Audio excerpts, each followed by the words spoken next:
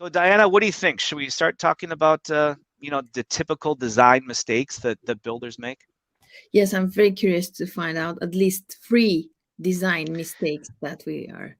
Exactly. Three design mistakes. So mistake number one is not charging for design. And this is typically how the conversation goes, Diana, when I'm working with a new client, is I will ask him if they provide design services, and more often than not they do, whether this is for remodeling or home building. And then I'll go back and ask him to say, okay, well, are you charging for your design services? And usually it's a little bit the conversation gets a little bit uncomfortable, and the builder says, well, I should charge more, but typically we don't. And it's very just so you know, if you're not charging right now, it's very common where builders don't charge for design, because normally it's a tool that the builder will use to try to create, take a vision, create a little bit of reality where you can show your prospective customer, and then you use that to actually make the sale. So a lot of times what builders will do will say, well, I'll sketch something up and I'll come back and we'll look at it. And if you like it, we'll put some of a budget together, or at least a more uh, streamlined budget. And so what happens is that you do your design work. Sometimes you make the sale, but a lot of times you don't make the sale. So then that's just wasted time. It is a mistake if you're not charging for design. It is a mistake. I'll give you some tips here shortly on what you need to do, but please, please, please, if you're not charging for design, stick with us to the end. And charge for design. Yeah, well, we'll talk about how to do it. There is a method in the madness. All right. So what's mistake number two? So mistake number two is all about not showcasing design work. And again, going back, telling some stories. This is usually with custom builders. Is that I've seen it more often than not, is where builders look at their design work as a trade secret. And they feel like if they go out and they put it out there on the interwebs, the internet, whether it's social media or website or blog or whatever it is, they think that people are going to steal their work and take it to their competitors. And this is what we need to understand. In the process of shopping for a remodeler or a home builder, people cannot visualize. In other words, leads cannot visualize what their new space or home is going to look like. And so they go on a search online for design ideas.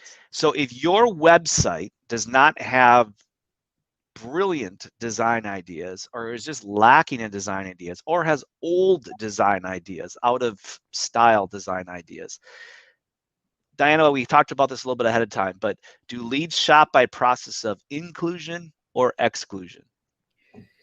I will guess. So I have an uneducated guess that it's exclusion. Exclusion, exactly. So if your website is devoid of really great design work, including floor plans, if you're a home builder, uh, you could be eliminated before you ever get a chance. So just keep this in mind. You're going to lose more business to people eliminating you because they don't see your great design ideas on your online platforms than you ever will by having a prospective lead take your design idea to one of your competitors. So you always want to be showcasing your design.